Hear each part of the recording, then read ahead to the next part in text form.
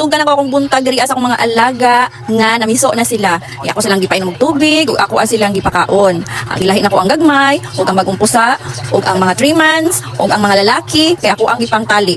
Ang mga babae, mga kuan, magalumlom ug kanang mga kuan, mga inahin kay akong gipasagdaan mga lakaw-lakaw. Pero ang mga lalaki akong kan tawagan na gitali na ko sila.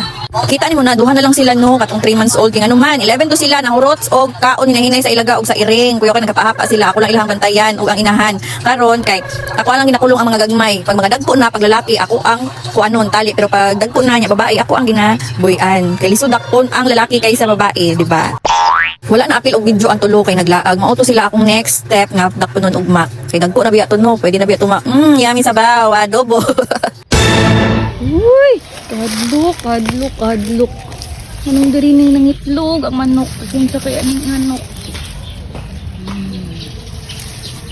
Og ang duha ka inahin kay nagkataka na lang sila og pangitlog og lumlom luoy kaayo mabasa sa ulan so ako na lang pangitaan og diskarte para safe ang mga eggs og mag more pang ako ang kalipay na ko sila one of my stress reliever one of my stress reliever tama ba correct me if I'm wrong shout out day ko sa naghatag aning isa ka balay-balay sa manok fe. Thank you Mare. Og shout out ko sa akong BFF sa Davao nga naa karon sa Middle East nga naghatag og pangasolina nako para makuha nako ni Ogma. Hatod nako ang mga terno pajama. Shout out my friends. I-share na ko sa inyo ha guys no mga tao. Di lang kay ako ang tagihan niya akong mga agi-alagaan na manok. Duha mi ani akong best friend diri sa Jensen City. Hi team. Pag wala ni koy pangpalit og pagkaon sa manok, to the rescue dayon na siya. Kay syempre, corpo ba natawag ana no. Wala gi wala alam ko na. Kanang duha mi tagihan ni mga manok. Kung magbahin ni kung aon na mo ni walay lamang. Inana ako ang pagka pure real friend na tao. What?